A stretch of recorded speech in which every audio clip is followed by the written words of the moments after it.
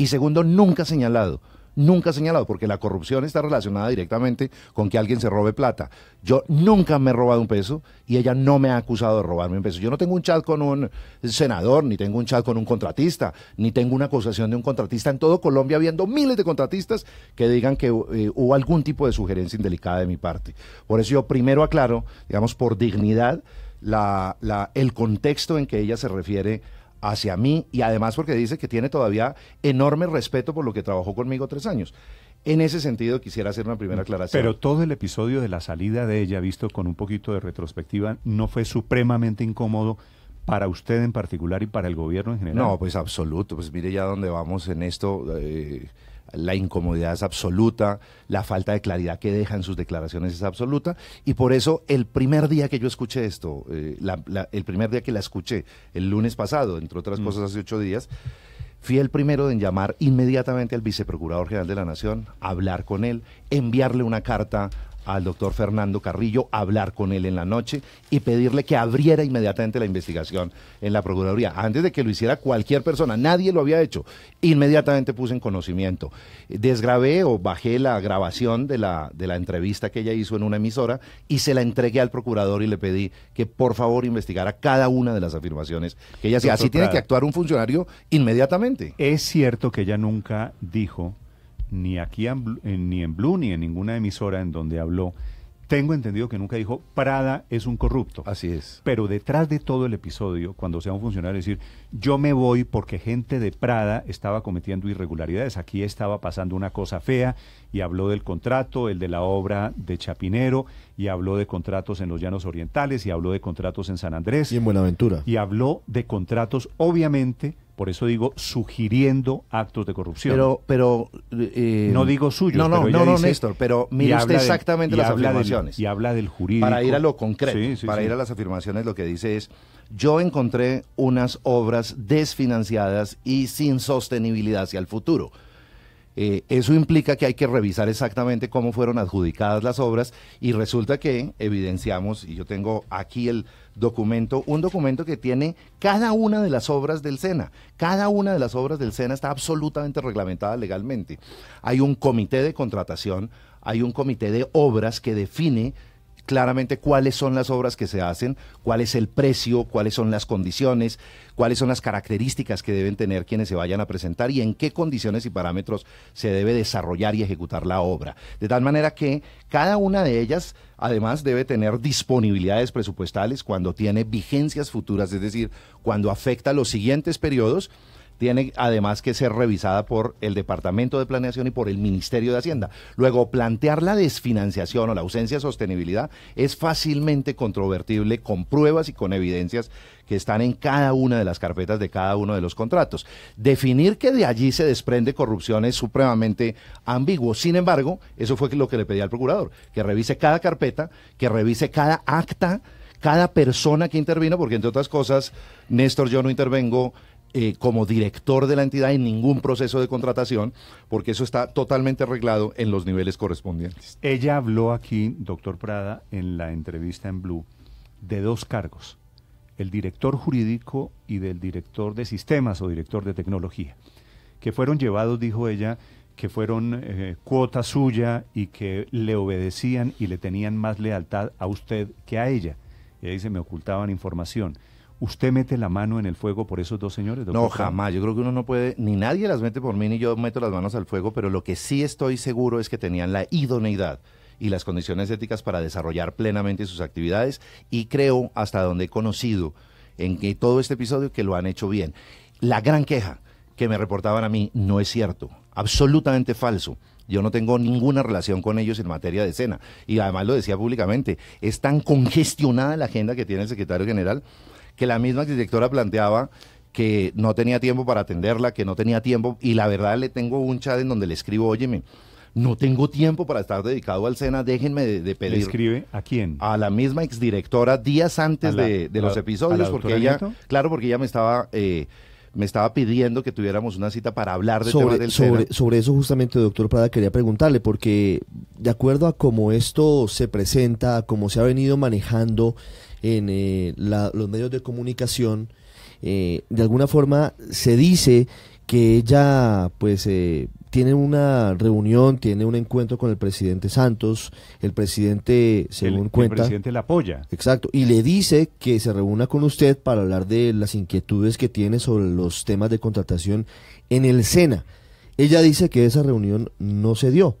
¿Esa reunión no se dio? No, conmigo no se dio ninguna reunión. Yo no tuve conocimiento de esto, sino por los medios de ¿Y comunicación. por qué si el presidente le había dicho que se reuniera? Porque tuvimos, no se claro, reunieron? porque tuvimos 2 citas que le di y no pudo acudir a ellas. Yo personalmente cancelé otras 2 por agenda presidencial, pero tuvimos una que se presentó y entiendo que ella lo reconoció en los medios de comunicación, tenía una cita médica que había sacado un mes antes, en fin, y en la siguiente tenía una agenda previa porque tenía que ir a visitar uno de los sindicatos en la ciudad de Cartagena, y tomó la decisión de ir allá. Nos dijo que además tenía que desplazarse a Buenaventura. En Buenaventura teníamos un equipo, tampoco llegó a mi oficina, pero hubo condiciones. Pero le voy a contar una que además ya la he dicho, simplemente para cerrar este capítulo, que es anecdótico el tema de si nos vimos o no nos vimos, quién tenía la razón. El jueves anterior, esto es el jueves de la semana antepasada, 2 días antes de que ella saliera con estas entrevistas, 2 días antes estuvimos juntos durante varias horas en Presidencia de la República. ¿Y no hablaron del tema? No me habló del tema. Yo tenía a mi izquierda al ministro del Interior, Guillermo Rivera, y a la derecha tenía a Rodrigo Rivera, alto comisionado de paz. Había por lo menos 15 funcionarios más de distintas entidades porque yo estaba coordinando un comité de reincorporación, el comité que tiene que ver con todas las entidades que tienen presencia en lo que denominamos hoy los espacios territoriales de capacitación y reincorporación, y el SENA estaba representado por la propia directora, que estaba a 2 o 3 personas de donde yo estaba, varias horas en donde se le puede uno acercar al secretario o a cualquier funcionario y decirle, hombre, ¿por qué no hablamos 2 minutos? Porque tengo un tema para hablar. También que oportunidades hubo, aquí lo que Pero claramente ¿usted cómo explica, doctor Prada, no se dio? Al final, todo el episodio? Es decir, si ella no quiso hablar con usted habiendo tenido la oportunidad, si es cierto que habló antes con el presidente y que puso en conocimiento del presidente unas denuncias, ¿usted cómo interpreta la actitud de la doctora Nieto? Hombre, eso sí es una pregunta que hay que hacerle a ella. Yo no encuentro razón. ¿Usted qué sensación tiene? Yo no encuentro explicación. Pero Pero a usted le pregunta y le dicen, hola, Alfonso, ¿qué fue lo que pasó con la directora del SENA? yo, digamos, en todo el episodio lo que veo es que ella es bastante probable que se haya sentido en riesgo en su estabilidad laboral durante los días anteriores, no por las publicaciones, como al final quedó en la narrativa, que ella se atrevió a hacer unas denuncias e inmediatamente la echaron, no. Aquí había inconformidad de ella, había inconformidades del gobierno, claramente había un problema de gobernabilidad en el SENA, las cosas pareciera que no están funcionando bien porque ella misma lo evidencia cuando intenta dialogar con el presidente. ¿A cuando ella habla, la iban a sacar del SENA antes de Yo este estoy episodio? absolutamente seguro que ella siente que la van a sacar del SENA y toma la decisión de lanzarse a los medios de comunicación con esta serie de acusaciones que además no precisa en concreto, sino que define, Pero aquí lo que hay es desorden y yo me voy porque esto puede oler a mal. ¿Ella sentía que le iban a sacar del SENA? Yo creo. ¿Y tenía razón? Pues nosotros desde hace días teníamos información de falta de gobernabilidad. Precisamente ella lo decía, hombre, hay peleas ahí, y había esa posibilidad siempre estuvo sobre la mesa, pero no solamente de ella, siempre los ¿Qué quiere funcionarios, decir falta de gobernabilidad? siempre pues la falta de organización interna, la falta de diálogo interno que se evidenciaba en las peleas que ella misma transmitía a la presidencia de la República y que buscaba por todas las vías hacernos llegar de que era necesario que la escucháramos para poder transmitir que tenía problemas con funcionarios. Básicamente ahí encontrábamos cosas. Nosotros no nos sentamos y dijimos vamos a sacar a María Andrea. Yo creo que ella pudo haberse sentido amenazada por lo que dice, porque yo tenía algunos amigos allá, porque yo tenía diálogo con el presidente, pero la verdad yo jamás pensé en promover ningún tipo de salida, sino el diálogo para mejorar la entidad. Y creo que todo esto que ella misma crea en la cabeza es posible que la haya hecho reaccionar de la manera que reaccionó. ¿A ella quién la lleva al SENA? La llevé yo. Yo la nombré como directora de Empleo y Emprendimiento hace 3 años largos. ¿Y quién le sugirió al presidente que cuando usted se va fuera del SENA? También le sugerí yo al presidente porque trabajaba Usted dijo conmigo. María Andrea Nieto es la mujer Sí, pero para yo, reemplazarme. digamos, cuando el presidente me pregunta, hombre, tenemos una persona que genere continuidad en las políticas que usted ha desarrollado durante estos 3 años, y le dije, pues, que sea alguien del equipo. Hay una persona que, entre otras cosas, maneja un tema absolutamente sensible, que es la empleabilidad de los egresados del SENA. Yo tuve con el presidente una conversación al comienzo del gobierno y fue una obsesión permanente durante todo el proceso de gestión en el SENA, una obsesión que era cómo logramos que los egresados del SENA salgan con mayor calidad y tengan la posibilidad clara de tener empleo al final de su periodo de formación. Eso es lo que se llama formar con calidad y con pertinencia para el sector productivo. Pues bien, yo encontré la cifra de empleabilidad del SENA en el 50%, es decir, 1 de cada 2 muchachos se empleaba. Y el gobierno del presidente Santos encontró en el 25% la empleabilidad de egresados del SENA, es decir, 1 de cada 4. Con la exdirectora nosotros trabajamos en el diseño de una política que permitiera garantizar que esa meta se cumpliera, esa meta de lograr que la gran mayoría de egresados saliera y tuviera un empleo digno. Como era el programa más importante, se me ocurrió que la persona que podría hacer continuidad para garantizar el cubrimiento de esa meta podría ser la exdirectora, de tal manera que lo sugerí efectivamente, y no, obviamente no me arrepiento de haberlo sugerido. Yo creo que era un criterio, era un criterio serio, era un criterio consistente, y que eso no haya salido bien, pues bueno, las cosas a veces no salen bien. Pero usted la lleva al SENA, promueve que la nombren directora del SENA, y ella sale del SENA hablando mal de usted, sugiriendo, creándole un escándalo grandísimo al gobierno, y usted me dice ahora, no, bien, todo bien, no me arrepiento de haber yo no digo hecho todo lo que bien, hice. yo digo es que yo no me arrepiento de los criterios que tuvo en el momento del nombramiento, de la sugerencia del nombramiento. Me parece que son criterios serios, me parece que uno debe, si tiene la posibilidad de nombrar a alguien, garantizar que haya continuidad, que haya conocimiento de la labor que va a desarrollar, y me parece que esas condiciones se daban en ese momento. Lo que yo no conocía era lo que se denomina en el argot empresarial las competencias blandas, el relacionamiento, el liderazgo, si había condiciones claras. Dirigir el SENA, dirigir a 37.000 colombianos que se levantan todas las mañanas a trabajar, 37.000 colombianos de todo tipo de regiones, de todo tipo de razas, de todo tipo de ideologías. Es una actividad de las más complejas que puede haber en Colombia por el tamaño de la entidad y la complejidad además del sistema administrativo, que es tremendamente federado. Aquí cada regional es tremendamente autónoma, tiene sus propias competencias, y eso hace que el liderazgo y las competencias gerenciales tengan que ser muy fuertes para poder orientar adecuadamente la institución. Usted la llevó al SENA, usted la promovió en el SENA y usted la sacó del SENA. No, eso sí es competencia del fuero absolutamente presidencial, esa fue una decisión presidencial. ¿La sacaron del SENA por las denuncias que ella hizo, doctor? No, la sacaron del SENA no por las denuncias, ni más faltaba. A nosotros nos llegan denuncias de funcionarios todos los días, y todos los días las ponemos en los órganos de control a consideración. Tenemos una Secretaría de Transparencia que lo hace. No, aquí no salió por eso, aquí claramente lo que evidenció la ministra de Trabajo, que fue quien comunicó esta decisión, es básicamente una falta de coordinación interna del gobierno en materia de diálogo que se le adjudicó a ella, la necesidad de poder dialogar y resolver los problemas que tengan posibilidad de resolverse, y en el evento en que no haya y haya algún tipo de inconsistencia en materia disciplinaria, en fin, ponerla en los órganos de control. Pero si todos los funcionarios lo que hacemos es ventilar los temas a través únicamente de otras instancias no competentes, de otras instancias que lo que generan es la profundización de la descoordinación al interior de una entidad, pues vamos a tener mucha anarquía en el manejo de los temas. Yo creo que ahí primó una decisión más gerencial, pero en manera alguna por razón de hacer algún tipo de denuncia. Doctor Prada, estoy viendo aquí comentarios que hacen los oyentes de Blue Radio, que usted sabe que interactúan en las redes sociales, que escriben, y lamento mucho informarle que que este episodio le hace un daño terrible al gobierno en general, al SENA en particular, y a usted personalmente, porque pues al final la sugerencia es: una señora en el SENA sale porque hizo unas denuncias de un funcionario más poderoso dentro del gobierno. Desafortunadamente, como dice usted, esa es la narrativa. Sí, desafortunadamente. Yo creo que es muy desafortunado. Yo lamento profundamente este episodio.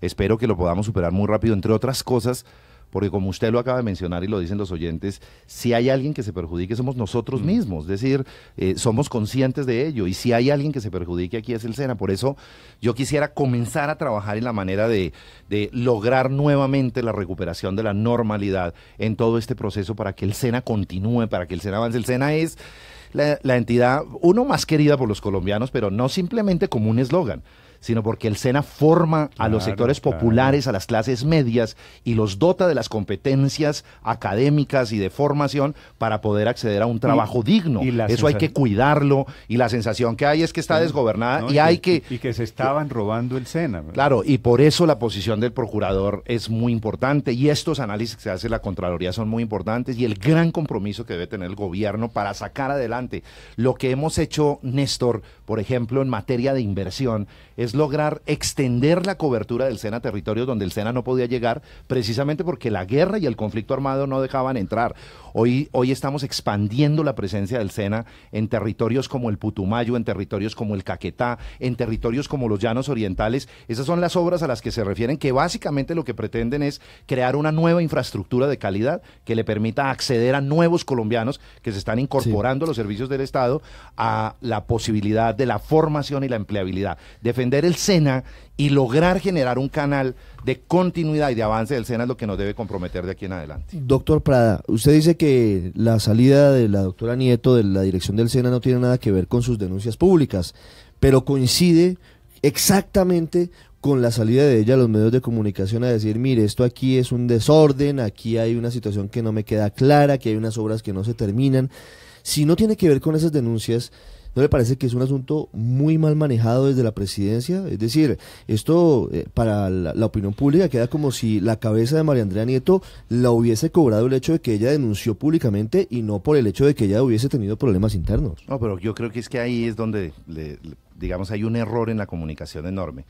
Uno, ella no dice nunca que alguien se haya robado un peso. En particular, como lo dije al comienzo de la entrevista. Pero deja dudas. Claro, es decir, ella dice, mire, aquí hay un boquete gigante. La denuncia es que sacó al jurídico y al de tecnología del SENA por esos malos manejos. Si esto no generara dudas, doctor Prada, pues la verdad no estaremos hablando del tema. Y dice, hombre, yo tengo dudas de 2 funcionarios, y además lo dije públicamente, permanentemente, yo hubiera sido director del SENA y a mí no me reporta, no hay algún problema, pues salen inmediatamente del SENA. Tienen que salir. Yo no conozco absolutamente que esté vinculado al SENA alguien que tenga alguna sombra de duda. Bien hecho.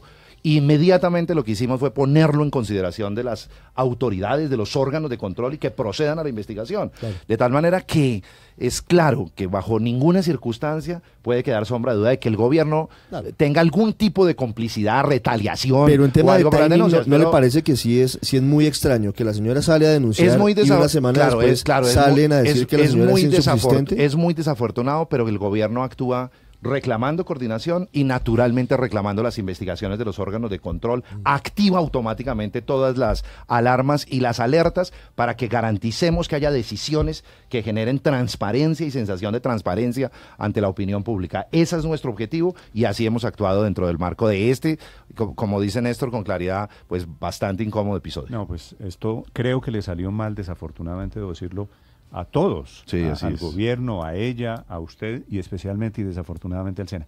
Doctor Prada, y en medio de todo esto, la semana termina con el informe de ayer del periódico El Tiempo que se llama así, revelan informe de polémica herencia de Prada en el SENA, y hace alusión a un informe, una auditoría que hace la Contraloría en el SENA sobre el año 2015 y 2016, que lo raja, en teoría lo raja usted. ¿Usted conoce este informe? Claro que sí, lo conozco. ¿Y lo raja? Pues, Néstor, no me raja. Y ahí nuevamente vuelve a ser muy cuidadoso el lenguaje, la forma como se comunica un informe de estos. Yo le voy a contar que este es un informe que se hace anualmente al SENA todos los años. Pero no solamente al SENA, se hace a la totalidad de las instituciones del país. Y en la totalidad de las instituciones del país, la Contraloría encuentra hallazgos, se llaman, encuentro unos hallazgos en donde este contrato le falta un papel en la carpeta, por favor, ahí hacemos un hallazgo para que lo sumen, que este procedimiento tiene que aclararse mejor porque la función no es muy clara en la norma, aclaren la norma para que tenga claridad absoluta. El inventario, ¿cuántos bienes tiene el SENA? Tiene miles, 10.000, 20.000 bienes, encontramos todavía 1.000 que no están registrados, por favor, regístrenlos. Son hallazgos que lo que buscan, lo que pretenden con la Contraloría General es 2 cosas. Una, definir si hay algún detrimento patrimonial y 2, definir que haya una mejor gestión para que la gerencia pública sea lo mejor posible. Le resumo entonces de la siguiente manera. La Contraloría encontró durante el año 2016 161 hallazgos en una entidad de 37.000 funcionarios que cumplen funciones. Una entidad que tiene 1.300.000 estudiantes y que atiende todos los días en más de 500 sedes diferentes. Encontró 161 observaciones. Esas observaciones generan un plan de mejoramiento que para el año siguiente se implementa. Yo conocí el informe. Hicimos un plan de mejoramiento, respondimos todo lo que era posible responder, mejoramos todo lo que era posible mejorar y le quiero decir que aquí tengo el resultado de las evaluaciones de la Contraloría en el SENA, porque la Contraloría hace un auditaje, ese auditaje termina en hallazgos, le leo rápidamente y se lo entrego, y da una calificación integral de cómo evoluciona la gestión de la entidad. Le voy a contar. En el 2011... fue calificada con 39.7 puntos sobre 100, 2011. En el 2012 no hay datos en la página de la Contraloría. En el 2013, 52.5. En el 2014, 51.07. En el 2015, que es la primera en que yo tomo la administración y es evaluada, en agosto del 2014. Y es evaluada, nosotros hacemos un plan frente a lo que había en el 2014, lo implementamos, Gina Parodi deja muy avanzado ese plan, yo lo implemento y sube a 53 puntos, y la noticia es, del 2015, ya en el 2016, el plan de gestión es evaluado y nos da 60.4 puntos.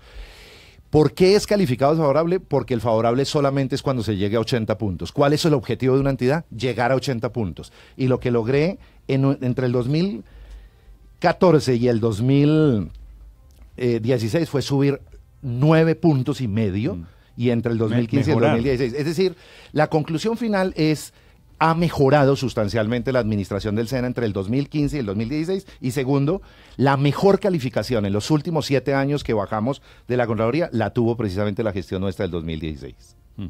¿Había desorden administrativo en el SENA, doctor Prada? ¿Qué es lo que dice este informe de la Contraloría y lo que sale diciendo la saliente directora del SENA? No, lo que había era unas observaciones de la Contraloría para mejorar, pero desorden no había. Manejar en medio del desorden una entidad de este tamaño es prácticamente llevarla al caos y a la anarquía. Aquí hay que tener mucho orden, mucha gerencia, mucho liderazgo y buscar que todas las observaciones que hace la Contraloría se vuelvan un plan para que mejore sustancialmente la administración. Eso fue lo que hicimos y eso es lo que reconoce la Contraloría cuando mejora sustancialmente la calificación del SENA. Doctor Prada, ¿usted ha hablado con el Contralor Edgardo Maya? Hombre, anoche tuve en comunicación con él porque ayer conocí esta noticia que salió publicada en un diario.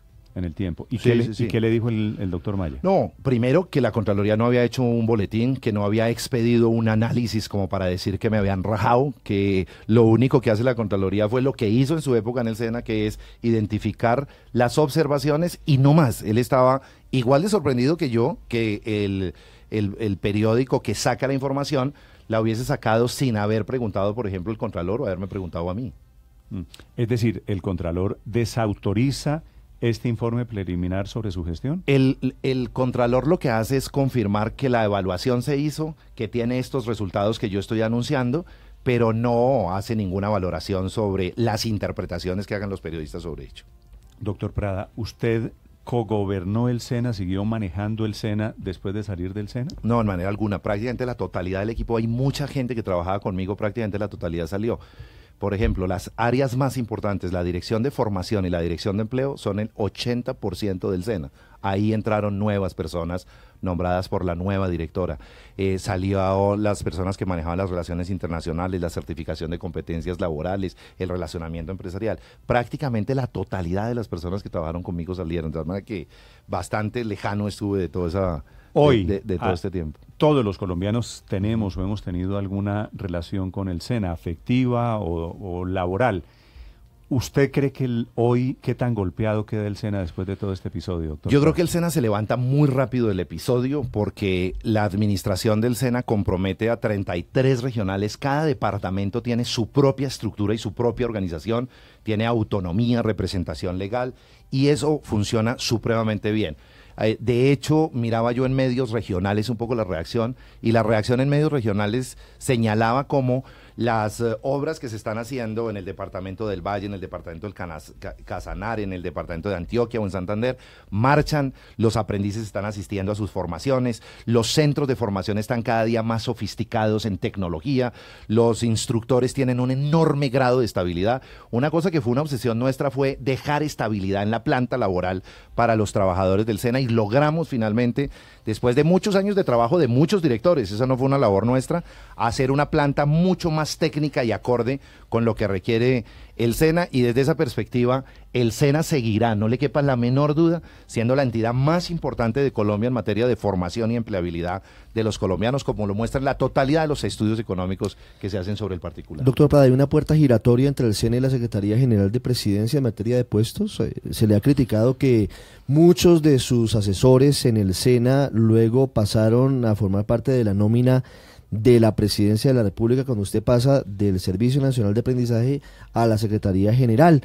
Y también se habla del nombramiento de familiares de quienes fueron altos funcionarios del SENA en su gestión en cargos en la Presidencia de la República. Eso tiene dos aspectos muy sencillos de entender. Lo primero es que cuando yo llego a la presidencia encuentro 68 vacantes. Buena parte de las vacantes que encuentro tienen que ver con la operación de la Secretaría General y yo nombro la gente. ¿Y a quién nombro? La gente que traigo del SENA, precisamente desvinculándome del SENA, traigo la gente que yo había nombrado, que son mi equipo, que había estado formada conmigo, se viene a trabajar conmigo y los nombro. Esa es el episodio, digamos, de la vinculación de personas del SENA, personas de mi confianza, de experiencia, de seriedad. Y hay otro episodio en el SENA, y es que algunos parientes de ellos están vinculados. La mitad de ellos los nombraron en la administración de la actual de la exdirectora que acaba de salir. De tal manera que eso mostraba, digamos, por lo menos una indelicadeza de no haberme informado que había familiares en eso. Le quiero contar como primicia que renunciaron todos en el SENA, además en un acto de dignidad, precisamente porque nadie me comentó. Yo seguramente hubiera parado eso, no me gusta que eso ocurra, yo no tengo ningún pariente. ¿Quiénes, doctor? Quienes estaban en el SENA renunciaron y ya fueron desvinculados 7 personas el día viernes, y le quiero además también ¿Familiares de quiénes, disculpe? Familiares de algunas personas de presidencia, 2 de las cuales también están siendo desvinculadas el día de hoy. ¿Y cuál es ¿2 en presidencia? 2 en presidencia. He tomado la decisión porque no voy a contestar, Néstor, que haya indelicadeza y que estando a mi lado envíen unas hojas de vida para que sean contempladas allá. A mí eso no me parece bien. Por lo menos he debido tener conocimiento y haber tenido la posibilidad de opinar que no me gustaba que la gente de la presidencia utilice su posición para obtener algún tipo de privilegio. Quiero entender esto bien. Usted sale del SENA y se va a la Secretaría General de la Presidencia. Correcto. Y hay unas personas que usted conocía y se las lleva del SENA a la presidencia. Sí, señor. Y descubre la semana pasada que personas de ese nivel que usted llevó metieron en el SENA a sus familiares. Pues presentaron hojas de vida. Algunos las presentaron directamente. No la hicieron a través de los funcionarios del SENA, sino que como conocen la gente allá van y llevan su hoja de vida y los nombran. O les hacen un contrato. Pero yo lo que no estoy de acuerdo es en que no me hayan comentado que estaban sus familiares ingresando al gobierno. No me gusta que los familiares, y por eso yo no tengo familiares vinculados en el SENA. Yo estuve 3 años de director y no vinculé a un solo familiar, y estando 7 meses de secretario tampoco lo he hecho. Por esa razón me parece que había que tener un gesto de transparencia plena, por lo menos, y de delicadeza, y la gente se ha desvinculado. Y producto de esa actitud salen hoy 2 funcionarios de presidencia y 7 del SENA. Sí, señor. Y 7 del SENA. Alfonso Prada es el secretario general de la Presidencia, nos acompaña esta mañana en Blue Radio 7:33. Doctor Prada, en un minuto, si me permite, le hago un par de preguntas sobre un tema diferente. Gracias, claro que sí. ¿Sí? ¿Le parece? Por favor, claro que sí. Ya regresamos en Mañanas Blue. Blue Radio. Doctor Prada, usted maneja también el tema desde la Casa de Nariño de la Unidad Nacional de los Votos de los Parlamentarios en la Jurisdicción Especial de Paz, que es la justicia alternativa derivada del proceso con las FARC, la justicia que va a juzgar y la justicia que va a decidir de qué nivel van a ser las sentencias a los actores del conflicto, FARC o militares que cometieron delitos de lesa humanidad. ¿Por qué está atascada, por qué está bloqueada esa votación siendo tan importante para el país, para el futuro, para el posconflicto? Bueno, obviamente ha habido una polémica muy fuerte sobre el tema, tal vez más polémico que tiene el proceso de paz en su remate, que es de la Justicia Especial para la Paz. La narrativa que se construyó alrededor de esto es que aquí iba a haber impunidad absoluta, que nadie iba a ser juzgado, y ahora estamos desmetidos en cómo hacer el procedimiento adecuado, cómo elegir los mejores magistrados, cómo lograr. Luego, primero se demuestra que aquí no íbamos hacia la impunidad, sino hacia una justicia especial de paz, efectivamente, que está regulándose. Entra en la escena el fiscal general de la Nación, entra en la escena la oposición, entra la comunidad internacional, la Corte Penal Internacional, Naciones Unidas, etcétera, y todo el mundo comienza a opinar y se vuelve un tema espinoso que por sí hace difícil su trámite en el Congreso de la República. Comienza el trámite en el Congreso de la República, me parece que fue ágil y bien sacado el tema de las comisiones primeras de Senado y Cámara. En este momento está pendiente de que se hagan los debates de plenarias de Senado y Cámara. Arrancó el debate la semana pasada, ¿cuál ha sido la mora en el trámite? Básicamente que muchos congresistas o que tienen procesos en la Corte Suprema de Justicia vinculados al paramilitarismo o que tienen procesos sus familiares se declaran impedidos y dicen yo no voto esto porque si voto me van a declarar un impedimento, pierdo la curul por haber votado algo que me podría beneficiar o perjudicar con el efecto del voto. Pues se presentaron 44 impedimentos. Néstor, votar 44 impedimentos en plenaria de Cámara y Senado implica que se abre la votación, vota la totalidad de los 100 senadores que están votando y esa votación se puede demorar 15 minutos, 20 minutos, hasta 30 minutos y entre una y otra para llegar a votar 44 podemos durar semanas. Se ha creado una comisión, la comisión intentó hacer unas recomendaciones a la plenaria, en buena parte fueron acogidas y la semana pasada se agilizó la votación de los 44 impedimentos. Hoy, que se instala la sesión ahora a las 11 de la mañana, no quedan por votar sino 9. Yo lo que creo, por la agilidad con que ya el Senado está votando, que ahora llega el Senado hacia las 11 de la mañana, al mediodía comenzará la sesión, y en la tarde de hoy vota los 9 impedimentos que faltan. Ya está radicada la ponencia, el ponente es el doctor Horacio Serpa, debe rendir su ponencia, abrirse el debate para que cada bancada fije posición sobre su voto a favor y en contra y proceda a la votación. Un buen indicador de hoy de que la cosa marcha bien es que el Congreso de la República evacúe los impedimentos, debata la ponencia y vote positivamente la ponencia. Si eso es así, el día de mañana, o si hoy rinde más, podría ser hoy al final del día, puede comenzar la votación del articulado. Si ya comienza la votación del articulado, el presidente del Senado anunció que está citada la plenaria del Senado desde hoy hasta el próximo viernes. Luego no habría excusa de aquí al viernes para no evacuar el segundo y último debate en plenaria de Senado de la JEP. ¿Y usted cómo cree que va a salir eso? Es decir, la gran discusión es si va a haber política o va a haber justicia primero, o si va a ser simultáneamente, o cuáles van a ser las condiciones. Allí el artículo clave de la JEP les permite a Timochenko y a Iván Márquez ser candidatos el año entrante. Pues la respuesta está en los acuerdos mismos y en la naturaleza misma de un proceso de paz, Néstor. Yo me sorprendo incluso con el debate a estas alturas, porque si algo hizo las FARC fue desmovilizarse. Una vez desmovilizada y concentrada en las zonas veredales, entregó las armas a las Naciones Unidas y se desarmó del todo.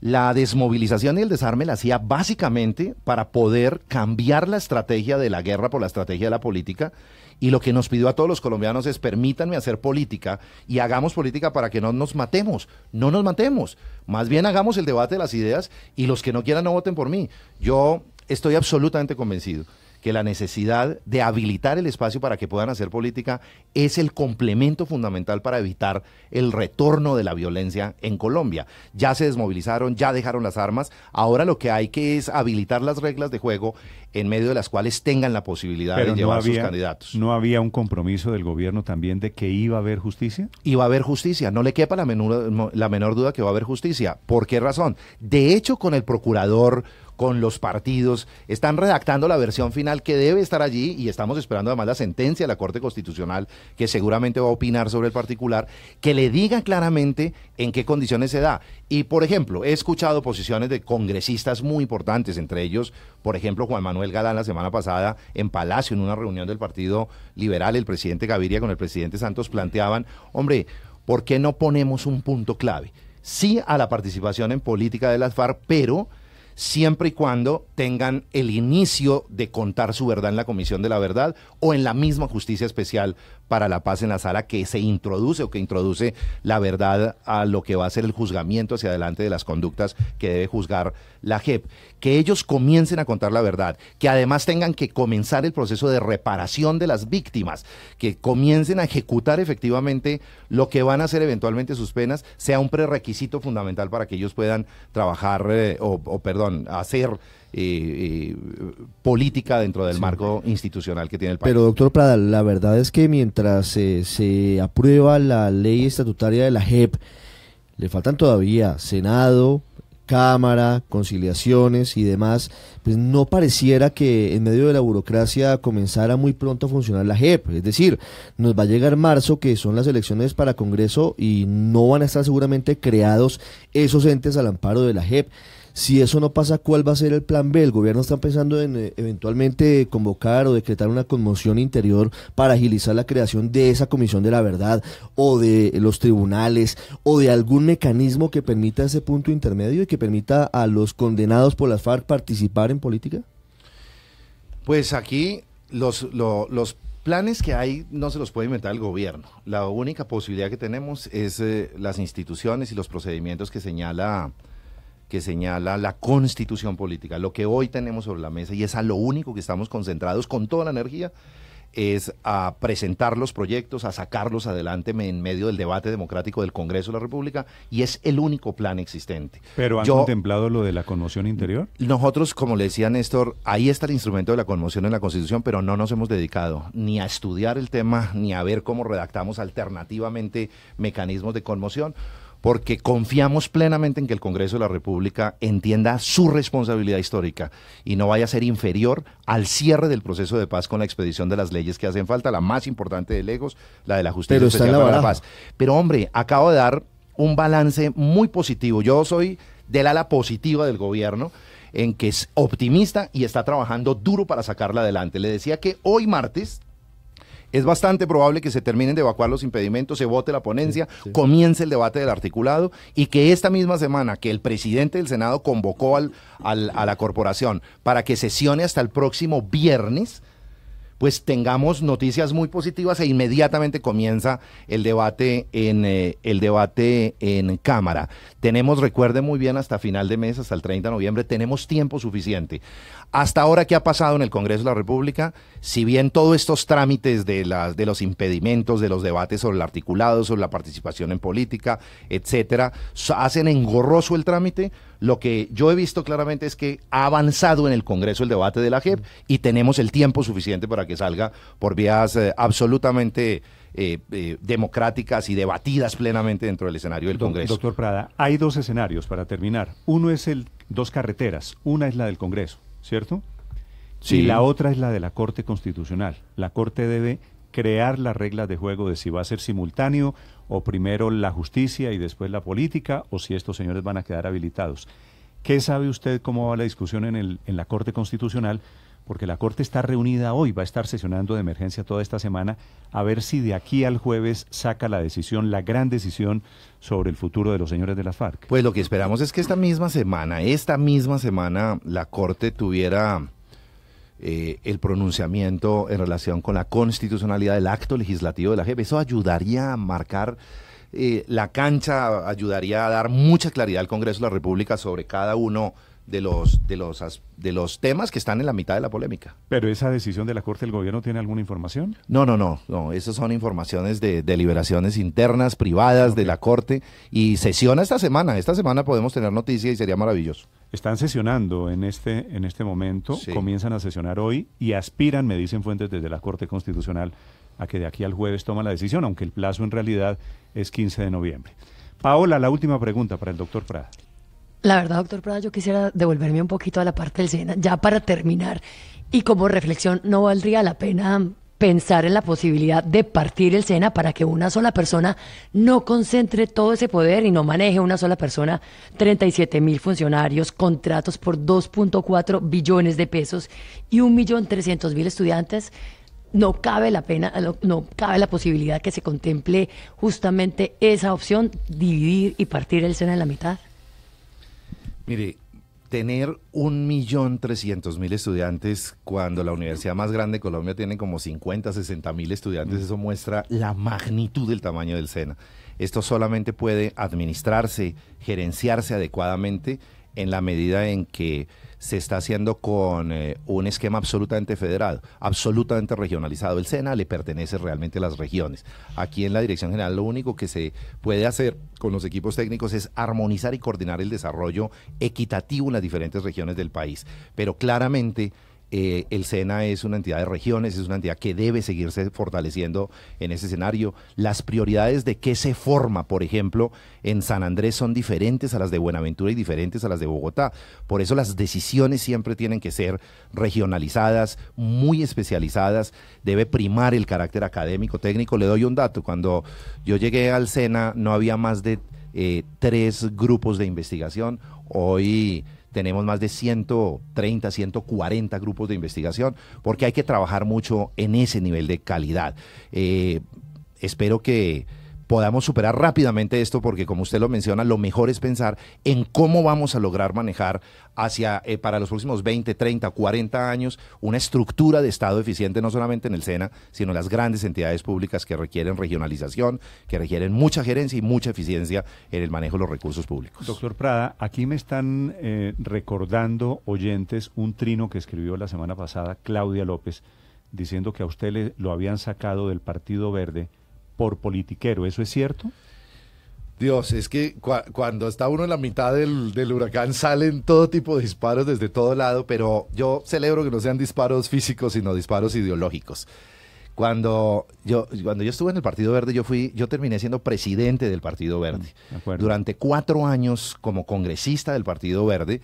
Yo llegué con Lucho Garzón, con Antanas Mockus y con Enrique Peñalosa en el proyecto de la Ola Verde a dirigir, a representarla al partido en el Congreso durante los 4 años, óigamelo bien, junto con Antanas, con Enrique Peñalosa y con el propio Lucho Garzón, que también era presidente del partido, tomamos una decisión que fue apoyar incondicionalmente el proceso de paz colombiano encabezado por el presidente Santos. Lo habíamos enfrentado en las urnas.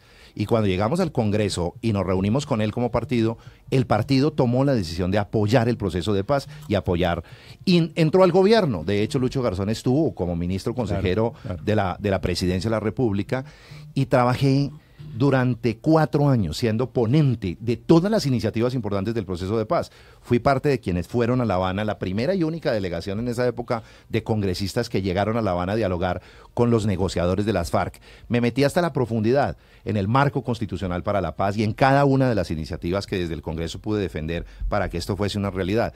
Cuando llegaron las elecciones, oh sorpresa, el Partido Verde toma la decisión de quitarle el apoyo al presidente Santos y al gobierno y por ende poner en riesgo el proceso de paz. Yo tomo una decisión como presidente todavía del partido y además porque seguramente mi camino estaba dirigido a estar en el Senado de la República, encabezar la siguiente lista, nos habíamos preparado para eso y yo tomé la decisión de enviar una carta al partido y renunciar al partido sin ambigüedad alguna. Yo creo que esas ambigüedades de que uno está con el proceso de paz y apoya al presidente Santos, pero en la primera vuelta no, pero en la segunda vuelta sí, pero que a veces apoyamos el sí, pero el no.